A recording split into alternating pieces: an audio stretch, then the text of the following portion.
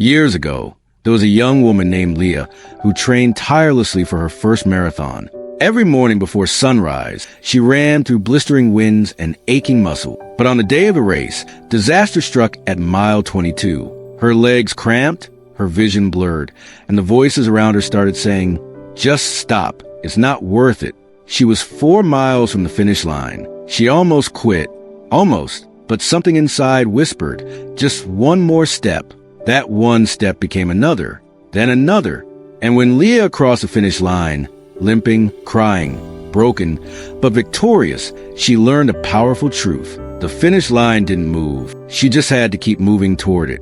And maybe, just maybe, that's where you are right now. You're 22 miles in. You've come too far to quit. The enemy is shouting, "Give up," but God is whispering, "Your morning is coming," and he never lies. Psalm 30 verse 5 says, "Weeping may endure for a night, but joy comes in the morning." You've cried, you've struggled, you felt forgotten, but joy is coming. That morning may not be a 24-hour clock. It might be a season, a breakthrough, a healing, a restored marriage, a new beginning. But it's coming.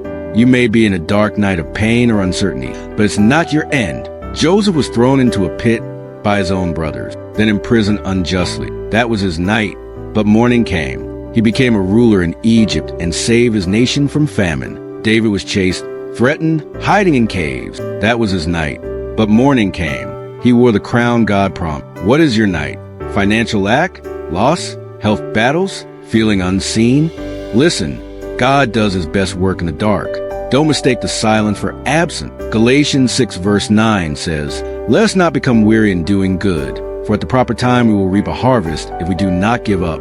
The proper time is not always our time. Sometimes you pray and nothing changes. Yet, sometimes you give your best and things still fall apart temporarily. But God is not unjust to forget your labor, your tears, your faith. He's working in the waiting. Repeat after me, "I will not quit in the night. My morning is coming." So, what do you do while you wait? How do you walk through the dark without stumbling? 1.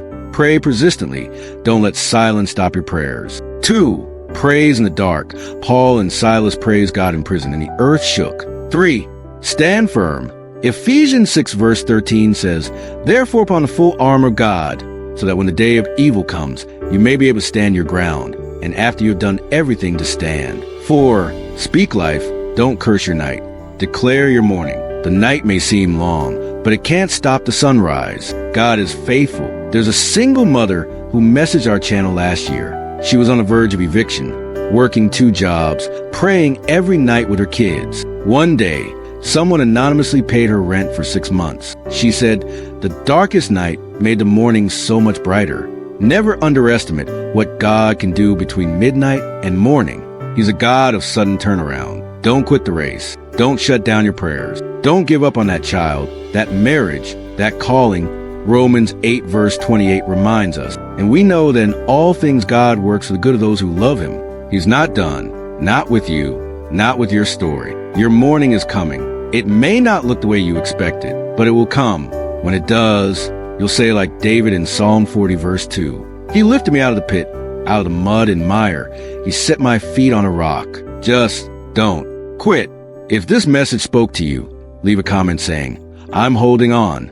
My morning is coming." Share this video with someone walking through a hard time. Subscribe for more messages of faith, healing, and hope. Play this video every time you feel like giving up until your morning comes.